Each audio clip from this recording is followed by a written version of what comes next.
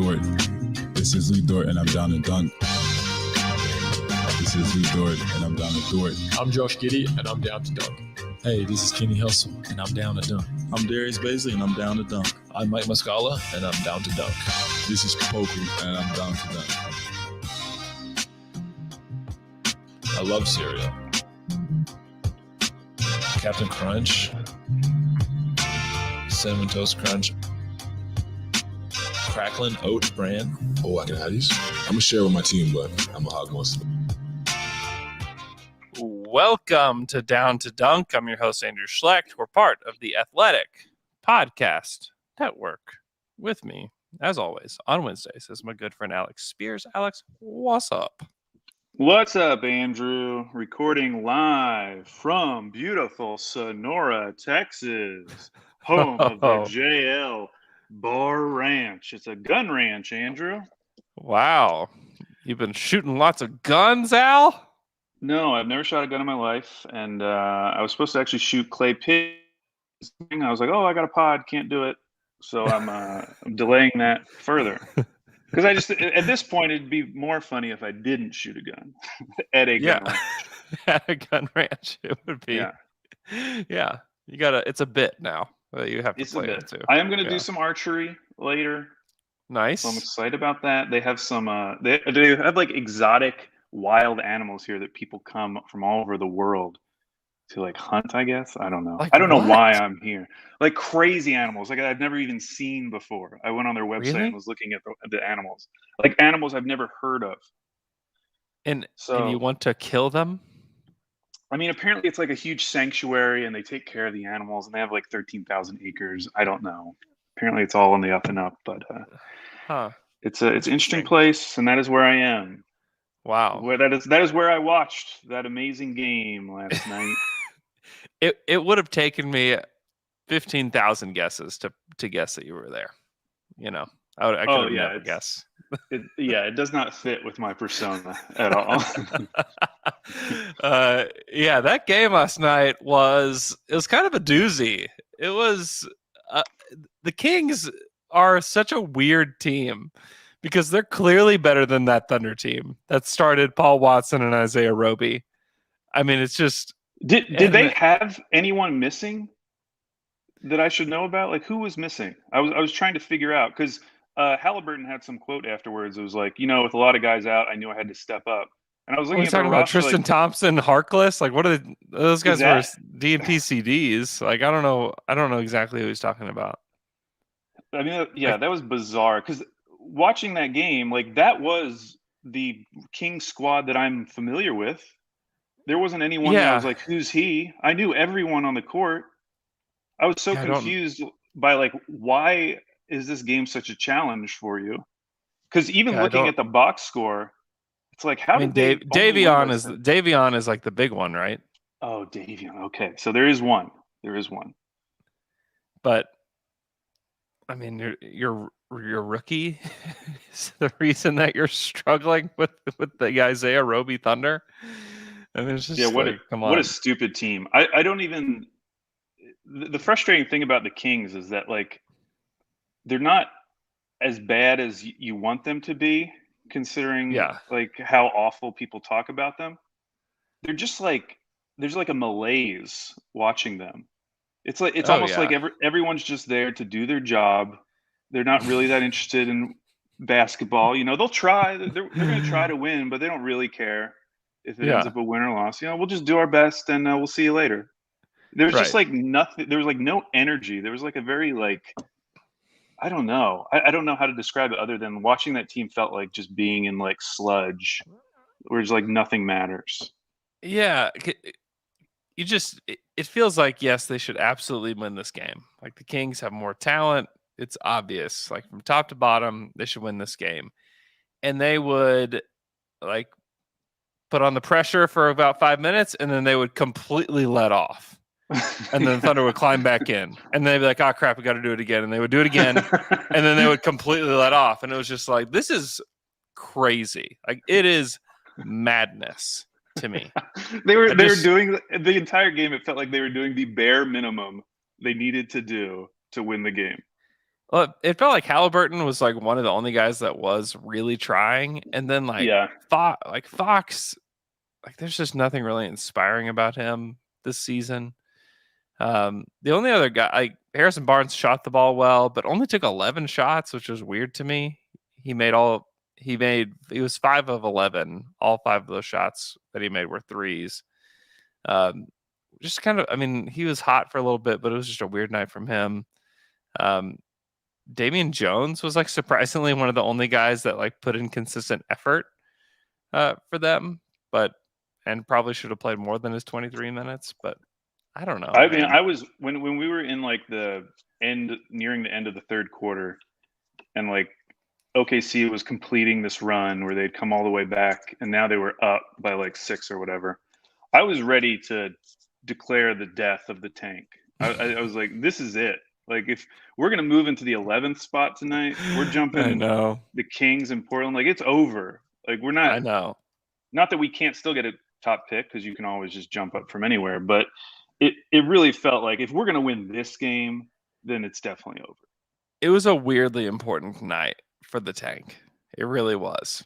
Because if we're sitting here and the Thunder are basically in the same realm as like the Pacers and the Raptors and the Hawks, I don't know where I'm at. It's a little scary to me that one game is like hanging in the balance so much. But like the fact is, like, they have this back-to-back with the Suns.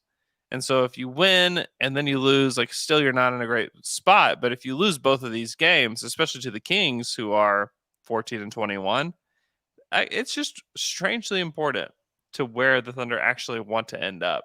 And they're missing a ton of guys. They're playing a ton of minutes for guys that haven't played all season. Isaiah Roby just doesn't play for this team. He played 22 minutes. Taylor Maladone doesn't play for this team. He played 22 minutes. And like, those two are kind of the difference in the game. If you replace those spots with 2 competent players, you win the game. Like, you absolutely win this game. Yeah. Yeah. I mean, and it's like they were definitely low lights. Like, I mean, I thought Teo was terrible. Like, even beyond his box score, he just looked so overmatched at so many points of this game. Anytime he was trying to like do something for himself, he just looked like so out of sorts. Yeah, and it was just ugly. But there were bright spots. Like, I thought, like, Deck, put in 11 good minutes. Olivier Sarr put in 12 good minutes. Like, they're just, and I guess this is happening across the league right now, where it's really impossible to tell, like, are any of these guys going to stick long term? Because, like, I saw Yuta Watanabe up with the Raptors had like 26 and 13 in a game. So it's like, what are we really going to take away from any game right now? Because it's just impossible to tell. I mean, obviously there's talent all around the league. The fact that a guy who is either not getting minutes or is in a entirely different league can come in and score like 20 points or whatever is pretty cool. But yeah, I'm struggling like what to take away from any of these games. And I think the biggest one is Aaron Wiggins, because he had that awesome game against the Pelicans, which I was there for. Very exciting. Yeah. And then he was great again last night, and he was a plus 13. He was best on the team. And I thought Mikey did a great job of kind of comparing and contrasting him to Kenrich, because he does feel like that type of utility player. I mean, I was at that game where he scored 24 points, and there was never a point in that game where I'm thinking to myself, oh, Aaron Wiggins is taking over. Like, he doesn't score in that type of way, but he still scored 24 points. Like, he just is one of those players that kind of does whatever you need when you need it. And so I'm excited about that, but I still have to like keep it within the context of like what's going on right now, because it's such a bizarre time.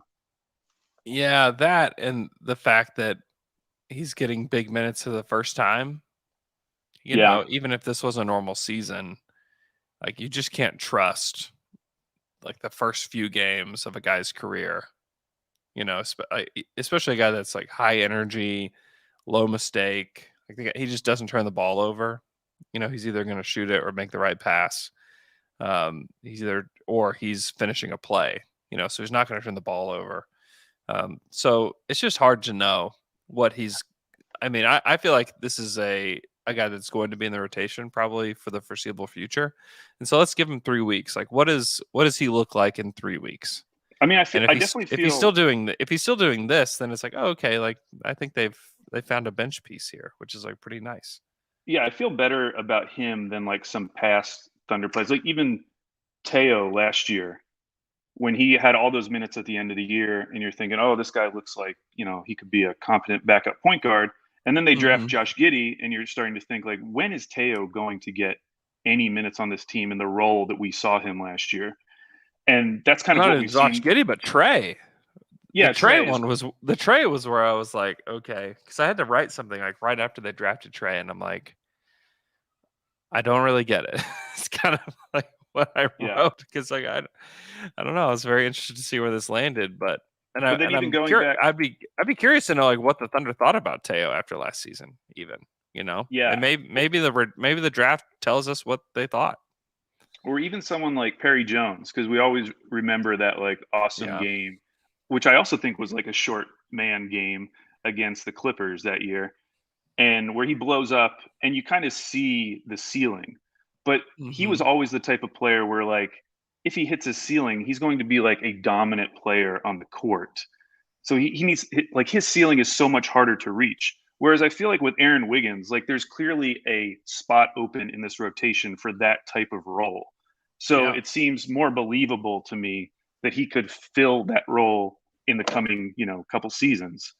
So I definitely I definitely believe it more than I have for some of these other guys who have had big games in the past. But it is very early. Yeah. I mean, a role-playing wing is what everybody's looking for. Right. Yeah. It's 34.5% from three on really low volume. What's he taking? He's taken 29 threes this season. So, but like that's a good percentage. He's 16 of 18 from two. Wow, that's really good. From the free throw line, he's 69%. Very nice. Very nice. Very nice. He's contributing, he has the same number of assists as Teo this season and almost similar minutes. It's wild. He's got like a decent steal rate. Like he's just he's a fine wing. Yeah. He fits so much easier than some of these other guys we're just throwing in there. Like you instantly see the fit with the team. And obviously the big topic of conversation in our group chat everywhere is like, are they actually going to make a move? Are they actually going to trade someone like Kenrich? And do you feel, obviously it's only been a couple games, but do you feel like, okay, maybe we have our next Kenrich, and so maybe it is okay if we trade Kenrich and get someone else? Like we have someone in the pipeline who at least is going to mirror that production, or we can at least imagine him mirroring that production in the future. Yeah. Even if he doesn't, like I still think trading Kenrich is the conclusion I've come to is just probably the right thing to do for this team. So the one trade I sent to you, I didn't tweet about it because I was reading Josh Robbins on The Athletic talking about the Wiz, and he really wants them to trade for Sabonis. And so he was talking about how it'll probably take a couple picks. Well, we have the Wizards pick, and it's protected for a really long time, out to 2026. So I think they can trade at 2028. But of course, if you're the Pacers, like, is that really getting you that excited? If you're trading Domantas Sabonis, like one of your best players, for a pick that's years in the future? No, and so absolutely not. And so I was asking you, would you trade Kenrich just for the Wizards unprotecting that pick? Now, it doesn't start till 2023, so it would not be for this year. It would be for next year. And basically the idea is you're betting on Bradley Beal leaving this summer. Like that's the bet. You're taking a bet that this pick is going to turn into something that they're not actually going to be able to trade for Sabonis and turn this around, that this team is going to continue on this like sub 500 pace they've been on after that early start in the season. And then maybe this turns into an amazing pick next year if Beal ends up leaving this summer. Because the more we watch this team, the harder it seems like it's going to be to get a top pick based on odds alone. Like we're going to have to start getting some picks that actually give us a shot to move up in some way. In the same way that last year's did with that Houston pick. Yeah. We need more picks like that. And so that was one idea. Yeah, fine. What the idea that I'm really latching onto, and this is not any way to conduct business, but is to trade Kenrich to one of these teams that's kind of close to the Thunder in the standings to give them a boost away from us, in the lottery standings. Who would want that? That would probably be like the Pelicans. I mean, that's what I'm saying. Like, trade him back to the Pelicans, trade him to the Kings, trade him to the Blazers, and just He's like give a them mole. He is. He's like this 2 or 3 win boost where you're just like, here, just have him and just get away from us, in the lottery standings. It's tough. I mean, I heard you and Michele on Monday, and it seems like you're a little bit more positive about our potential to land like in the top 3 as like the best, but top 5 definitely. Yeah. 4 or 5 is where I still think that they'll be. And I'm kind of with Michele, where like, last night's loss is great in that respect, but I'm still like, I look at these teams ahead of them, and like Portland obviously like needs to make a trade. In fact, preview for Slam and Jamie, Andrew, I'm debuting a new team. We did the surprise team, fake surprise team. I'm doing the turnaround team. I've looked at historically teams have turned it around the second half. And so I've got my eye on a few of these teams around us. Like Portland is one where I legitimately do think they could turn it around if they just start making trades. Like I don't think it would be that hard for them to jump up into the play. They've got good players. Yeah, they're not a 13-20 team. Right. And so really it's like New Orleans, which did you know New Orleans is 10-6 in their last 16?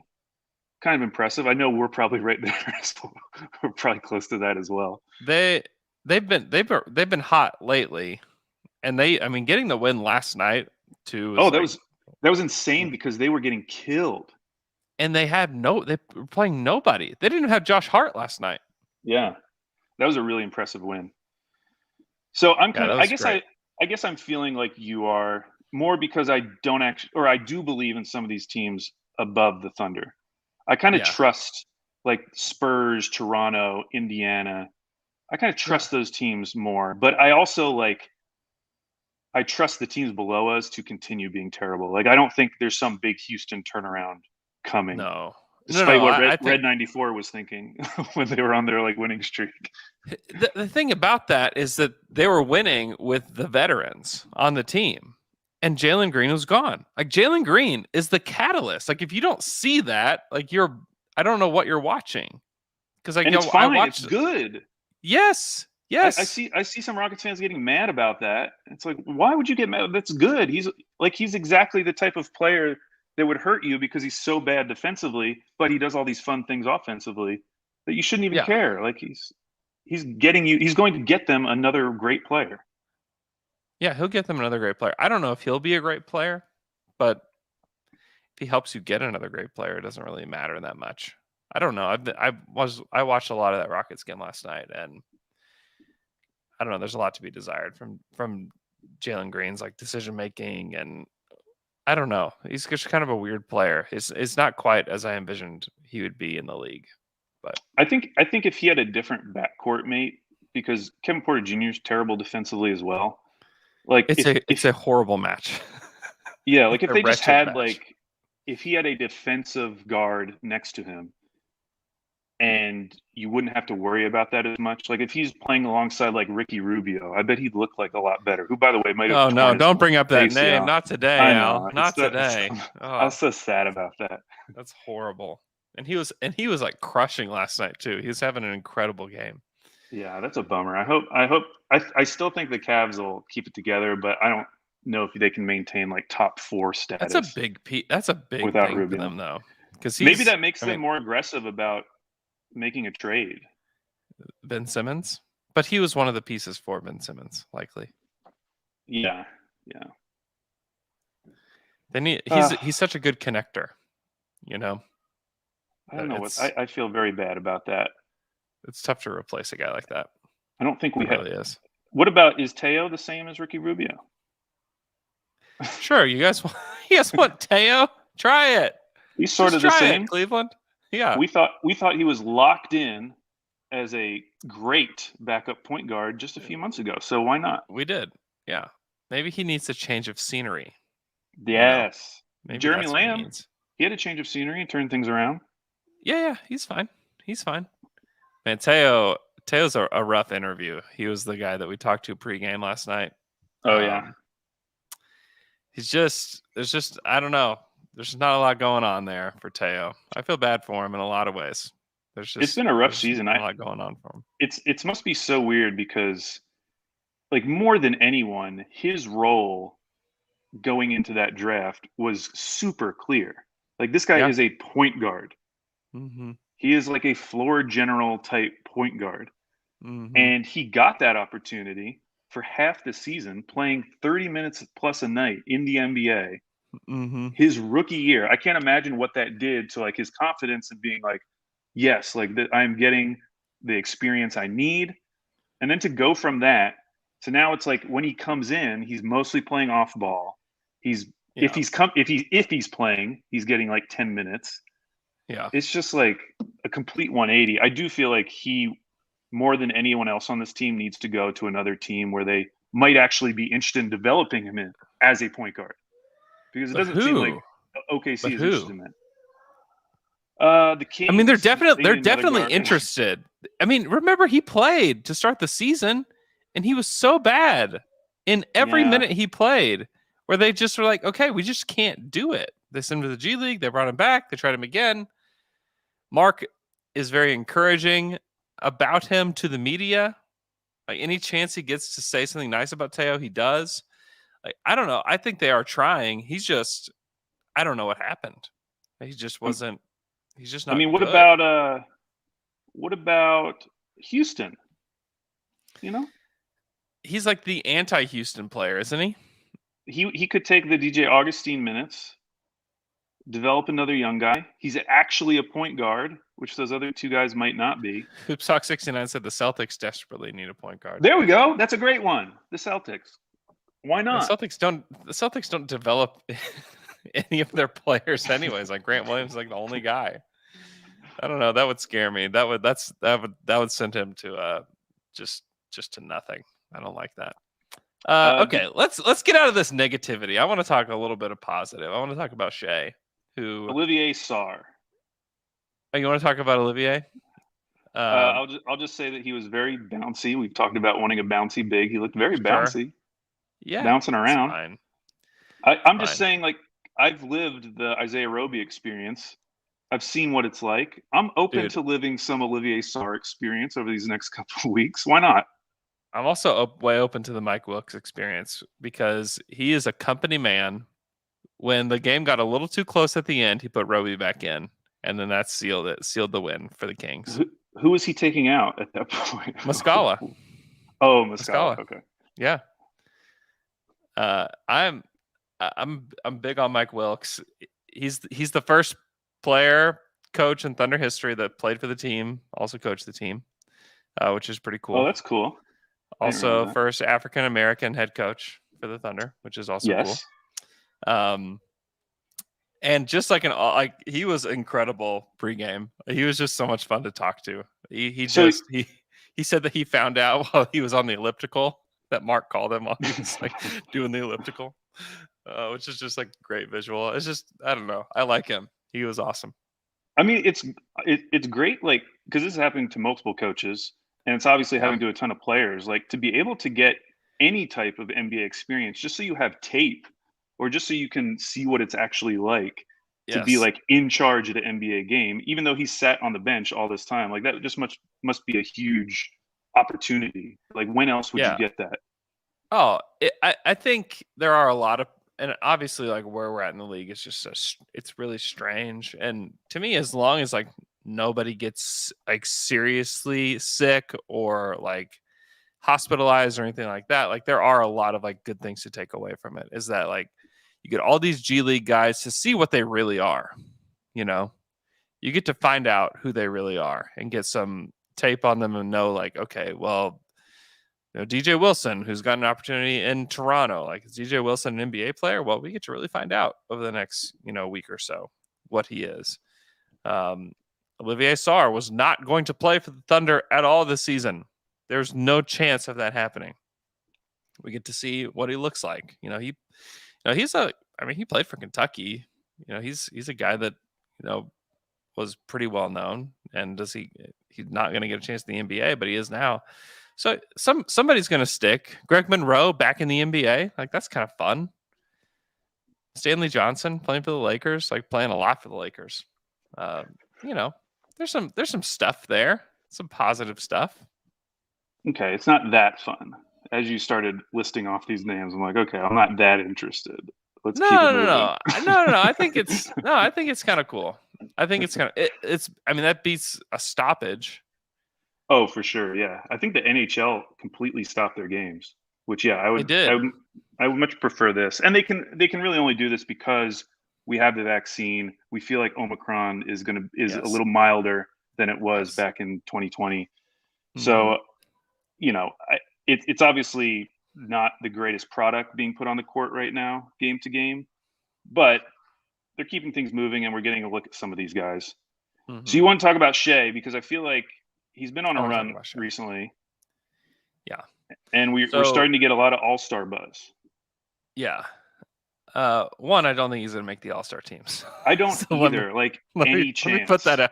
Let me put that out there before we even dive into this.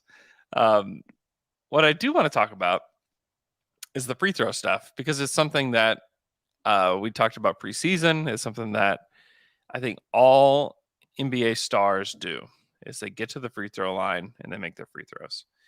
And over the past 10 games, he shot the second most free throws in the NBA, which I think is pretty impressive. Now, you've had a lot of players out, blah, blah, blah. Still, he shot in the past 10 games, he shot 80 free throws. On the season, for total free throw attempts, he's 6th in the league, which is, to me, wildly important. Now, some of it is that Trae Young has missed some time. Shai has played, 30 games. Oh, they played the same amount of games, so it's fine. He shot more free throws than Trae Young in the same amount of games, which I think is. I mean, if you would have told me that 30 games in that they would have the same amount of free throws, I would have said you're nuts. There's no way. But he shot 7 more free throws than Trae Young on the season. So to me, that's what separates, stars or fringe all-stars from superstar level players, is the ability to get to the free throw line. When your shot isn't falling, how do you score points? How do you impact the game? Well, he just continues to drive and drive and drive. Even last year, when he was near the top of the league, I think he was 2nd in the league in drives next to Luka. He wasn't getting to the line that much, and he started to figure it out, which I think is very, very important for the trajectory of his career. Yeah, he's been incredible, especially in a year when free throws are down and players like Trae Young are having a harder time. For him to continue to put up these type of numbers is pretty impressive.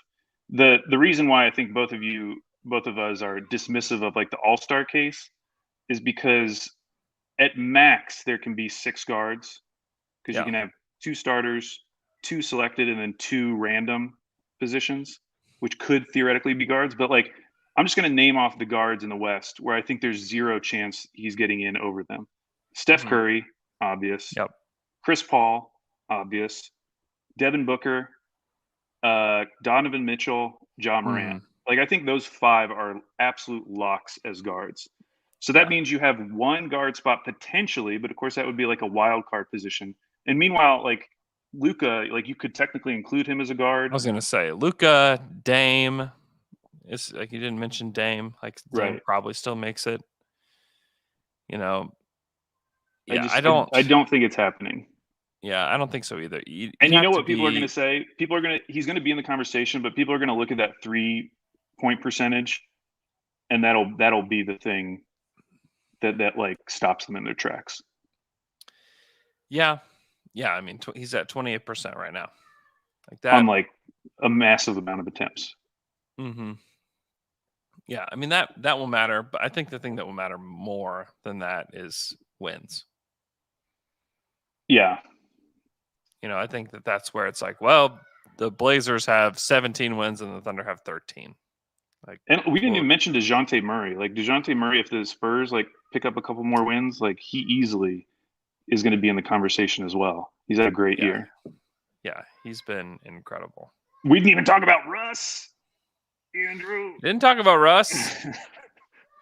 Russ has had some highlights and some lowlights this season, certainly. Russ, I mean, you joke, but Russ still probably has a chance to make it. I was actually shocked. One of the more shocking stats I've heard this season was Michele mentioned that he's shooting like 48% from the corners. Yeah. I couldn't believe that. He's had a decent season. He's just so loud when he makes mistakes. Like Taylor sent me on Instagram this video last night where he took a mid-range jumper and it hit the top of the backboard. Where it's just like how.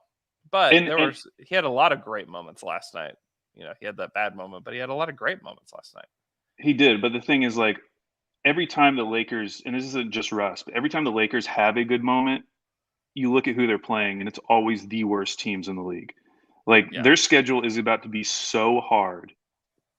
And this idea that they're going to get it together during this upcoming stretch just feels unbelievable to me with AD out. If AD was there, then maybe you say, okay, maybe it comes together here. Yeah.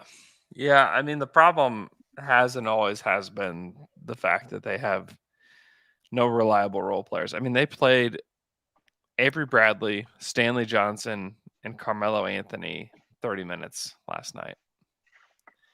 Darren Collison out of retirement.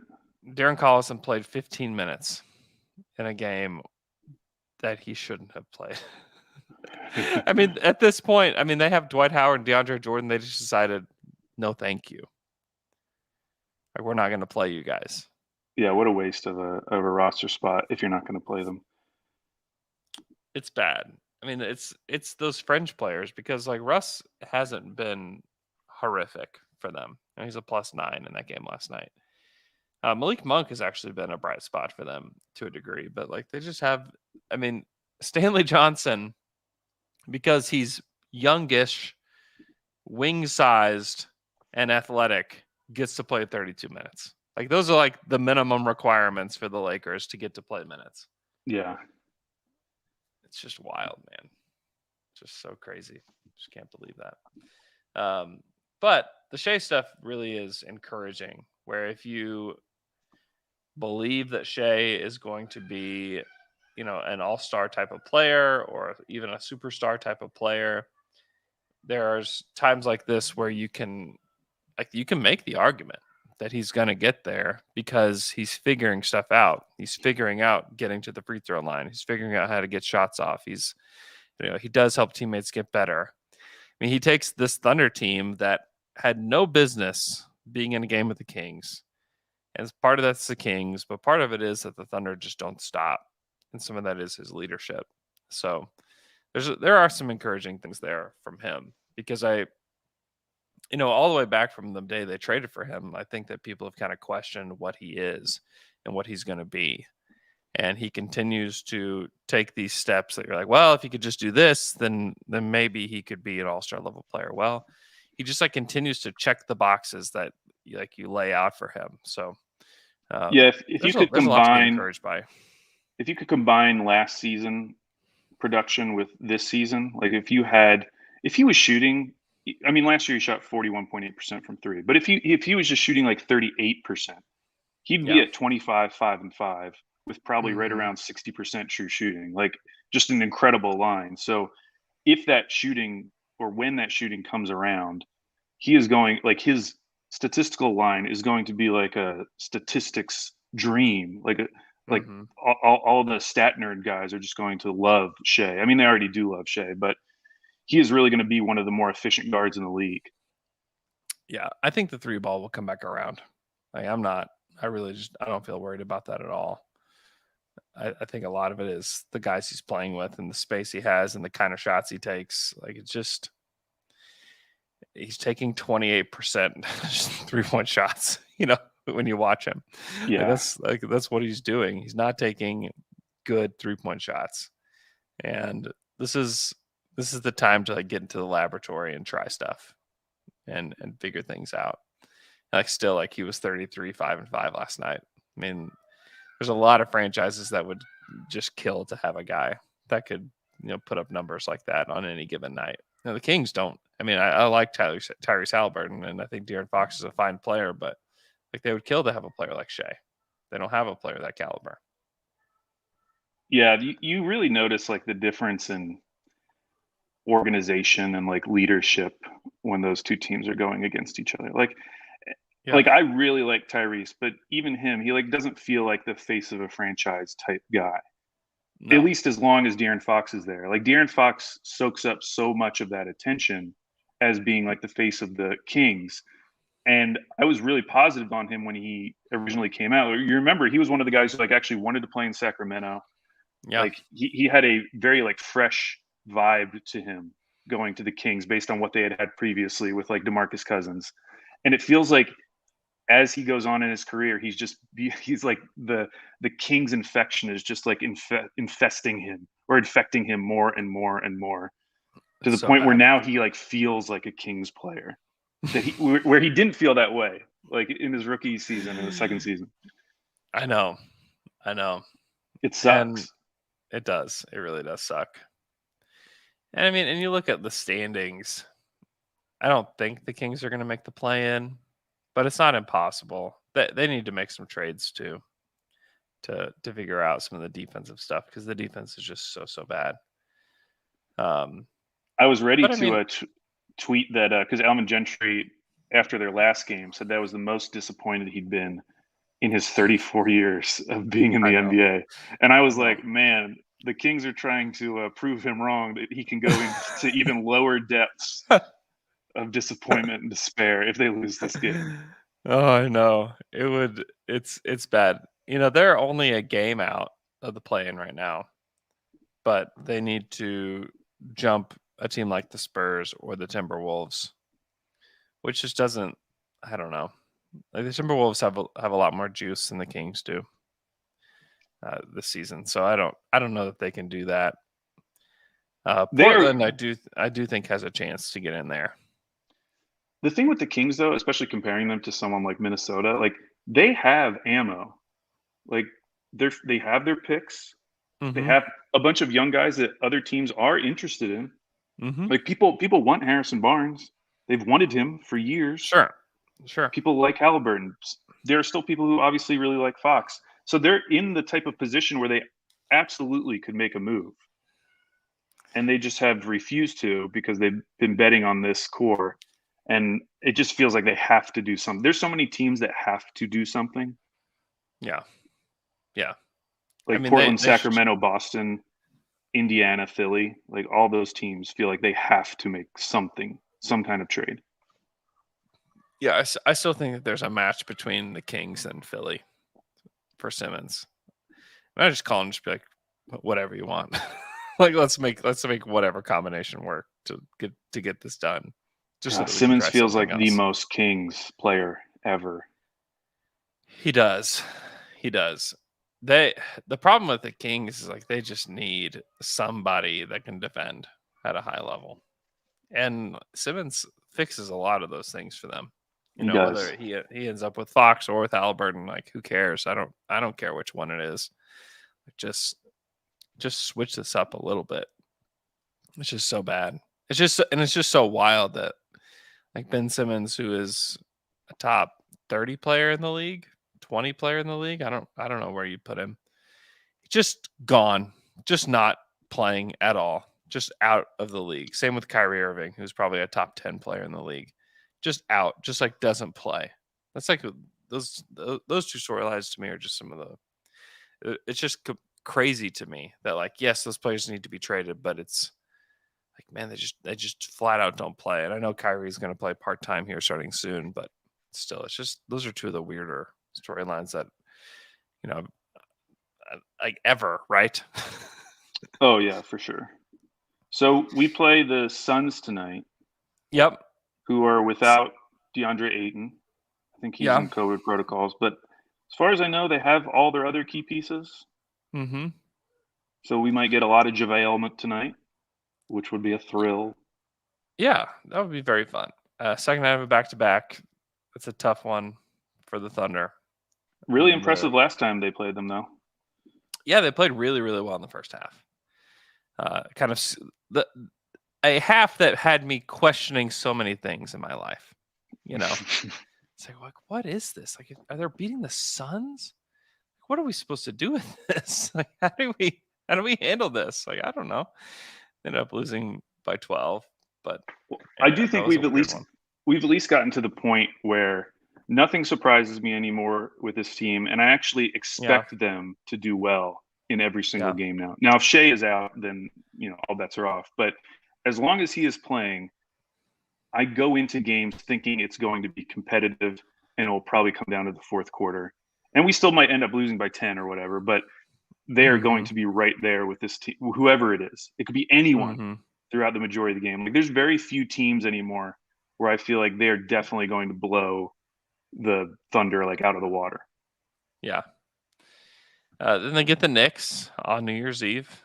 Easily could definitely win. Well, they've won 2 in a row. They beat the Hawks, who are had nobody on Christmas Day. They beat the Timberwolves. Yeah, they could definitely beat the Knicks. They got Dallas on the 2nd of January. Have been better as of late without Luka, but still, they could easily win that game. Then they have this home and home with Minnesota, where they play January 5th in Minnesota, and then January 7th at home against Minnesota. Winnable. How do you feel about that? Like I was just saying, take away the Suns game tonight, because I do feel confident the Suns will win. Yeah. But those next 4 games, if you told me they went 4-0 or 3-1, I'd completely believe that. Would not shock me at all. Yeah. I'm guessing they'll go more 1-3 or 2-2 in those 4 games, but this team is just and it's so funny because at the beginning of the season, that's what I was complaining about, which looking back, I should have been complaining. They just looked so out of sorts, and they looked like the team everyone thought they were, in terms of Zach Lowe saying that they would challenge for 9-73. Now it's completely flipped. You just know what you're going to get every night.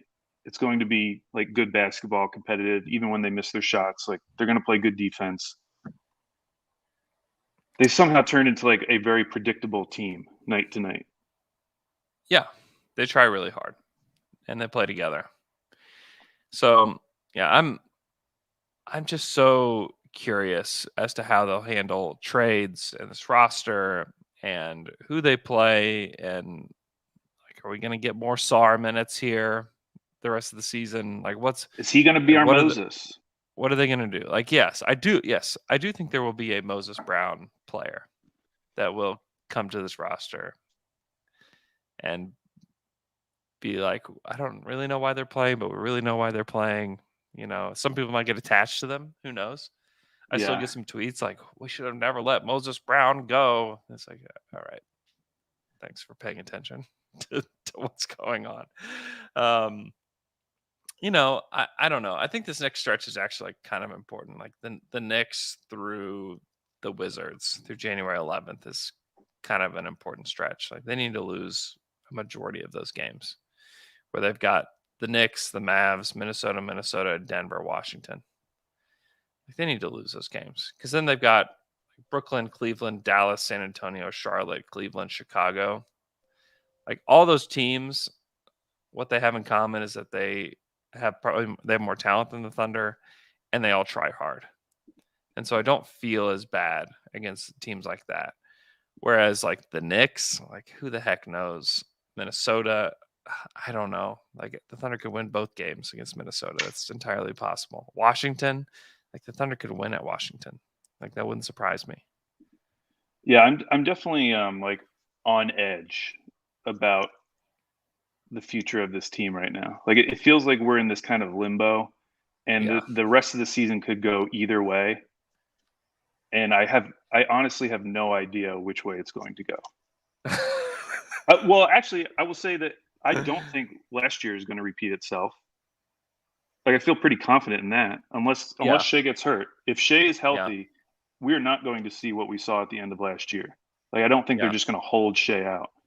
So knowing that, like that's why I feel confident saying like there's no way they're getting into the top 2. Like they're not catching Orlando or Detroit. And so it's they're more too like, far out. are they going to stay around the 3, 4, 5, or are they going to go like I could see them easily being like 7 or 8 in the reverse tank standings at the end of the year with the way they play. It is possible. I would still predict 4 or 5. That would because be, if we get to the end, prediction. Andrew, and we end up as like the 8th spot, like let's say Indiana trades off some people, they become worse. Like there's a few teams that could trade off people and become worse. I'd be surprised if Indy did that. Like it's just not. It's just very anti-Indy. It is. Okay, maybe they were a bad example, but like there are teams that are also feel like they're kind of like hovering. Who's like the biggest? Who's the biggest candidate for that? Like who are you most scared of? Who am I most scared of just being worse? Well, like I mean, New Orleans is ahead of us right now. We could finish ahead of New Orleans. Yeah. Same with Sacramento. I'm not as afraid of Sacramento. They're just dumb enough to win more games. You know. But I think we're better than them. Just if everyone's healthy, like they have we're more better. Talent. They have more talent than the Thunder do. I don't think it matters. We have more heart, Andrew. We have more grit. Okay, but the point of all this is to say, like, if they ended up at the 7th or 8th spot, how would you look back on these last 2 years? Because it would feel like a failure to me. Yeah, I mean, it certainly did not. If they end up with 0 top 5 picks, yes, exactly. That's the more important point. Because obviously, if they get to the end of the year and they jump up, like Memphis, and we're all just happy, like great, who cares? I was going to say, if it's Memphis or a Toronto situation where it's like, oh, well, they finished 7th and they're the 4th pick anyways, then it's like, great, who cares? But if they finish 7th and end up the 8th pick, then I mean, I think that you do have to take a look at maybe some of the priorities that they placed on some of the stuff, like keeping a Kenrich Williams and a Mike Muscala as long as they did, waiting as long as they did to pull the levers with, Al Horford last year is something that, you can look back on today. And some of it is that like, they're just too competent. That's what it comes down to me. Cause like you can nitpick all of these individual decisions, but like, think about all they did just to get to where they were. Like I know they tore down so much to get here. It's true. Like I almost think that if Olivier Sarr was playing 20 minutes on this team, like they'd still be right around where they were. Like I know there's a point, there's a tipping point where it would matter, like where the team, because we saw it last year, there was a tipping point where they clearly put a team so bad on the court that most nights we knew we were going to lose. Yeah. As long as Shai is healthy, like I just don't know if that's even possible. So it all comes back to Shai. And if that's what it comes down to, then I feel like you legitimately have to start thinking of some of those trades that we kind of scoffed at, whether it's like a Sabonis trade or something else. Like if you're never going to be able to get a top 5 pick, as long as Shai is healthy, you have to do something else to get better. Yeah. I mean, I am endlessly curious about what it will look like, at the draft. Because they haven't, like the Thunder have like this treasure trove of assets. Like, do they put those assets toward trying to move up? Do they put those assets toward trying to get another player? Like, what do they do? Because that's the good thing about having the assets is that you have options, you have different avenues in order to compete. But they may just be too competent because like teams like Detroit, Orlando, Houston, when you watch them play, they just have this level of just disgustingness, where you're like, they have a Killian Hayes know. who like is always going to pull you down. Like always. And then the Magic just have like all young guys. There's really it's like Terrence Ross is their bet. Yeah. They stink. Like there's no rhyme or reason organization to what's going on in Orlando. it's bad. Where like the Thunder, they just have this base level of expectation, this base level of competence, this base level of development that is just a higher level than those three teams. And like that's good. That helps. That's going to be very, very good for the future of this team. However, the thing that matters the most is talent. Like, do you have the highest level of talent? And in order to get there, you need a tremendous amount of luck. If Josh can become a scorer, and Mike Wilkes, talked about some confidence that he has in his ability to do that, then maybe you have like a really elite player from that draft. In this next draft, you just would rather have the third pick. You'd rather have the first pick, honestly, but like you'd rather have the third pick than the sixth pick. That's the way that it is every year. And can they do it? And honestly, the question is like, can they do it without trading Shai? Because I do think at some point you have to at least think about that. You either think about doing what you said, like going out and using your picks to acquire players, or you think about trading Shai.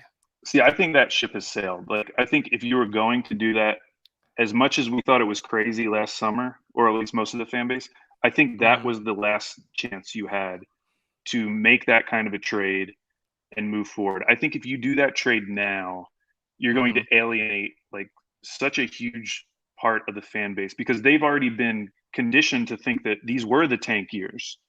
Yeah. And they've already lived through the tank years. And if you trade Shai and move back even further, and now you're just trying to get Shai again and an additional guy, I think if this ends up where we don't end up with any top 5 picks during what we're supposed to be the quote unquote tank years, I think the two inflection points were, one, not tanking this Chris Paul year. Like, because Shai wasn't amazing yet. He was still super young. I think that was his second year in the league.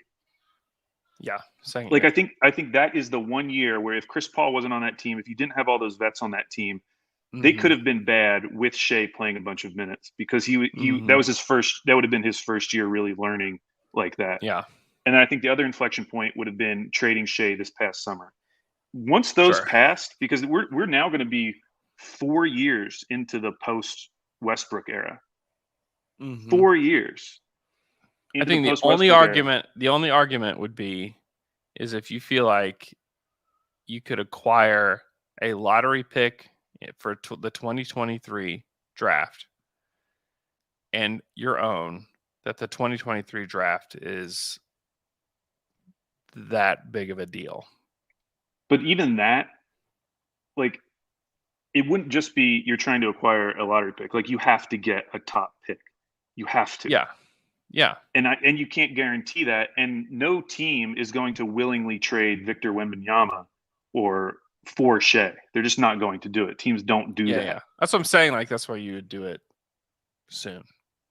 And I don't think they would ever. I think that's over. Like that. Whatever opportunity I don't think they're trading Shai. I'm just trying to think out loud of like, what are your options? No, I know. And that's why I'm starting to think the other way. Like, okay, now we actually have to start thinking about like going and acquiring players that are already established in the league, because it's not like we thought coming into this year, like they're adding so many more rookies to this team. They're obviously going to be worse. And it's just not true. And so now looking forward, like we can't say the same thing again this offseason, because we've seen what this team does. Like, no matter who they get, it's going to work out where they're like 13-20 at the new year. This entire conversation is why they have to trade Kenrich. And like why pulling every lever you have available to you this season has to happen. Like, you have to do it. Like, if you're committed to this plan, if this is the plan you're committed to, pull the levers. Like, you have to do it. There's such tiny levers though, Andrew. Like, does it even matter? The numbers don't say they're tiny levers. They don't. I think they're tiny levers. I think they're tiny. I agree that on the surface it feels that way. It absolutely feels that way. And I love Kenrich. Like I get that he's hugely The numbers helpful. just do not say they're tiny levers though. What if Aaron Wiggins is the next Kenrich? And you trade Kenrich, and then you're playing Aaron Wiggins 30 minutes a night. And it's like, oh, well, now he's our plus-minus star. The thing about Aaron Wiggins, though, that we saw that Kenrich was doing last night was Kenrich was organizing the entire team out there, but the second unit. He was like, no, you be here. No, go away. No, you go here. You do this. You do that. And then they score points. Like he just does stuff. Like there's just, I understand. Like it is almost inconceivable that he's the guy that's making all this work. Like, it makes no sense. And I am fully aware of that. But the numbers just say otherwise. And so I just I do, but I'm just saying, like, even if you think it's a small lever, like the Thunder needed a small lever last year to pull to get to where they needed to be. No, that was a huge lever. The Shai not playing is like the biggest lever that exists. I know, but they needed levers pulled sooner, is what I'm saying. Like they needed the levers pulled sooner last year. And like right now, Kenrich Williams and Mike Muscala plus 16.7 is Mike Muscala, plus 17.3 for Kenrich. 17.3, 97th percentile. They don't have anybody else that's in double digits. Nobody else is in plus double digits on the team. And to be clear, like you've got like Isaiah Roby, Derek Favors, JRE, Josh Giddey, Darius Baisley, Teo Maladone, all like drastically negative. You have your answers right in front of you. Like the math is very clear what works and what doesn't. And so to me, you have to take away the two things that are working the most. And it makes sense why Mike Muscala would make them that much better, because nobody else can shoot. Nobody. You put one guy out there that can shoot, it's like boom. Well, that's why you need to go get somebody that can shoot in the draft at the top of the draft, right? Like that's why. And so to me, I know Mike loves OKC. I know he loves cereal. It's great. Like those guys are great. It's such a like who cares? Like just sit him. Like we don't have to play Mike Muscala. He's playing like 14 minutes a night, and we're saying that this is the thing that's going to push them to play in. Sit Mike, but I think at this point you can't. I don't think you can sit Kenrich. I just don't think that's the right thing to do for him.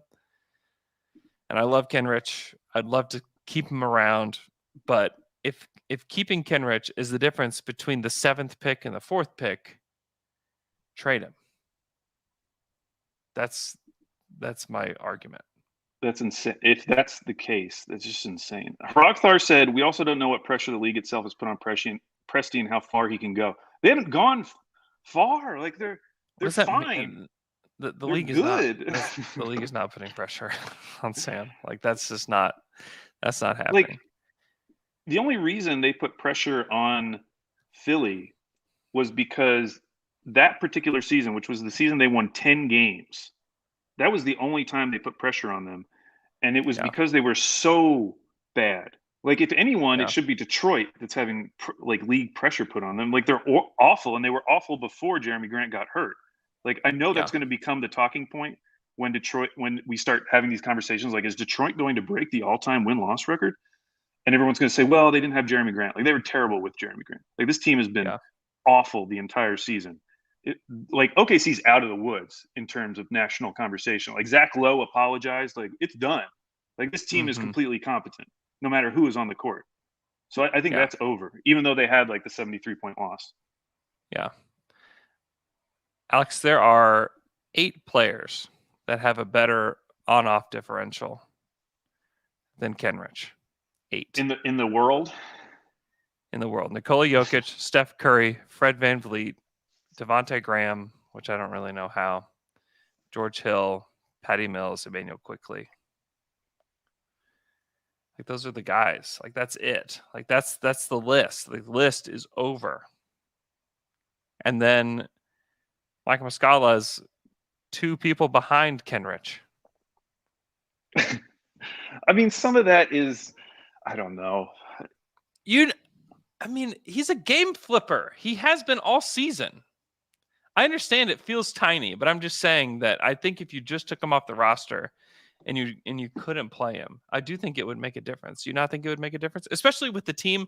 I mean, the Thunder, when they win games, how many games have they won big? Like hardly any. Right. The games that they're winning are very close. And so if they're like winning like these 1 and 2 point games, like a small lever does matter. It does, but like I just feel like I've done this. I've had this conversation for the last 3 years. We always think like, oh, we just need to stop playing this guy. And we keep doing it. We keep trading away vets. Everything keeps getting stripped down further and further to the point where we're talking about Mike Muscala as like the thing that's preventing OKC from being bad. Like at some point, this team is just like going to be competent no matter what.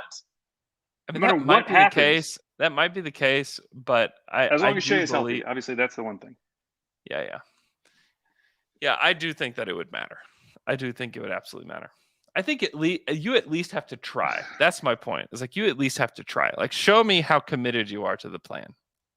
Is part of my point. Like show me like how committed are you to the plan? If you're that committed, like you'll find a deal for Kenrich. He's being talked about on national pods. It's not like I'm sitting here taking crazy pills. I'm like the only one that thinks he's good. Oh no, everyone thinks he's good, but it's also then you hear what people are willing to offer you, and you're like, well, who cares? And I get what you're saying. You're saying like at some point it doesn't matter because you think that the benefit of trading Kenrich is going to be greater than the return, regardless. Like in terms of the actual return of picks or a young player or whatever. It's more about just making the team worse. And I'm just not convinced that the team will be that much worse. They won't be as bad as what do you do with the numbers, though? Like, what do you do with the number, though? Because even as bad as they were last year after Shai went down, that was with Shai going down. They still won like 3 games. They won 3 games. They're already at 12 games right now, and they're going to have Shai the rest of the year. They're going to win way more than 3 games from that same point. Like they're probably, even if Kenrich isn't on the team, they're going to win like 22 to 25 games minimum. Yeah, I think they'll be around I bet they'll win around 20 games. See, I think it's going to be more than that. I mean, they're only 8 games away right now. We haven't even reached the halfway point of the season. Mm-hmm. I understand. I'm just saying. Let me see what our remaining strength. We have one good thing. We do have the 9th hardest remaining schedule. Yeah, they've got I looked at the schedule earlier. They've got a lot of tough stretches coming up. Yeah, and like that matters. I do think if they can acquire a big or use one of these G League guys or somebody like play Isaiah Roby, like I don't care like what you do, like however you do it. I do think those things matter. I mean, we saw with Isaiah in the lineup, it was tough. Like it is. Oh, for sure. It is tough. I guess what it comes back to for me is like you're doing all this just to get the 4th or 5th best odds. Like that's really what you're probably going to end up as. It's not like you're doing this because it's not because you are doing this because you think you have a legit shot of having the 1st or 2nd best odds. Like you're just trying to maintain what you had last year. Yeah. And so at some point I feel like, well, you've already lost. Like it's over. Like you've lost it at some point. Now you're talking about like tiny little percentage points between like 4 and 6. And it's like, who really cares at some point? I very much care because if they end up at the 7th spot and drop to 10, like that's where it's really, really bad. Like part of it is like mitigating how far you can fall. You know what I mean? Yeah, I just feel like it's already at that point. Like we're not going to be in prime position for a pick. We already know that right now. The difference between the 6th and the 10th pick, though, like the difference between 6 and 10, even in the last draft, is pretty big. Yeah, but you just said that you think we talked about the teams ahead of them, and you're not confident they're going to be worse than us. Like they're not going to get to the 10th if they keep Kenrich. That would be really crazy. No, what I'm saying is like if they were at 7th, they could fall to 10th. They could fall to 10th. And that's what I mean. That's what I'm saying. Like mitigating how far you can fall when you go into the lottery. Yeah. That is a concern. At least we have the Clippers pick. It's looking a little sunnier. Yeah. No offense to Paul George. Hope he gets back healthy, but they are. But we hope you're out for as long as possible and healthy afterwards. A game and a half ahead of San Antonio. San Antonio will pass them. And that's like the whole, and San Antonio is in the 10th spot. And then all you need is Portland to make a big trade and start moving up. The scenario for LA to be like the 11th seed is there. Yeah. It's more realistic than I felt a few weeks ago. Yeah. And Brandon Boston just went into COVID protocols. Okay, there's another one. Should not matter. your late second round pick. He's been fun. Yeah, I don't know that he doesn't help you win, but he's been fun. Yeah. It's just it's going to be fascinating. It's going to be fascinating to see what happens. I don't know what Sam is going to do. I mean, the good thing is, like, at the end of the day, you do have Shai. You do have an extremely competent organization where, well, I mean, if you do end up with some luck and you get a top 3 pick in this draft, I feel so confident in like their ability to develop a high level talent like that. For sure. And that's why I'm not like getting actually upset yet, because I know that that's a possibility. They could literally end anywhere in the lottery and jump up, and all of our concerns would be wiped away. Yeah. I know that can happen. So I'm not going to freak out until lottery night. However, I promise to freak out on lottery night if we do end up at like 8th or 9th pick. I will be screaming. 8th or 9th would be really bad. It would be really bad. That's why you got to pull even the smallest of levers, in my opinion. Tiny little levers. I don't know why you have this disrespect Kenrich and telling him he's a tiny lever. No, it's not disrespect to Kenrich. It's respect for the organization. They've convinced me now that they are incapable of tanking over a full season. They cannot do it. They try as hard as they can. They're incapable of doing it. I don't think they're trying as hard as they can right now. Dude, I agree, but at the same time, this is the same roster that very serious, smart people were saying we're going to challenge for 9 and 73. And even though we thought that was a little ridiculous. We thought it was very ridiculous, though. We thought it was but at the same time, it's Zach Lowe. Like, smart, intelligent people who we know are spending the time like poring over these rosters, looked at this and said that could be a 9-win team. And even though we thought it was wrong, it's like, that's what I'm saying. Like, there's nothing. You can't. It's over. It's over, Andrew. The tank is over. I started this pod saying the tank wasn't over. Now I'm back on board. The tank is over, Andrew. We got to push for the play-in. We're only 2 games back. No, 2 games back, Andrew. Why not? Why not? Yeah, not pushing. I don't. No, thank you. Let's get Shai the All-Star game. Push for the plan. Yeah, no, thank you.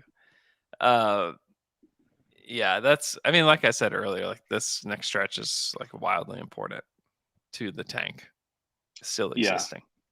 Because it is going to get hard. The end of the season is so much harder than it was last year. Remember when we had 3 games against the Kings and they felt like so monumental? Yeah. It's not going to be like that this year. The teams we are playing are going to be fighting for seeding or play-in versus playoff. So I'm less worried about that, but we still have some light stretches coming up. Mm-hmm. Yeah, this next one is a light one. So got to do some losing, Thunder. Good luck.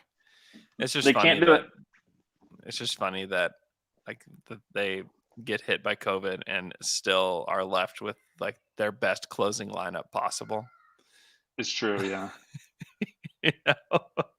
Where they were closing with that lineup last night, and I'm like, oh my gosh, they're gonna beat the Kings. They're gonna do it because they have Shai, Dort, Kenrich, Wiggins, and Muscala. I was like, oh no, they're gonna do it. They're gonna beat this team. I really thought it was gonna happen. All right, Al, go shoot some bows and arrows, and we will talk to you guys again on Friday.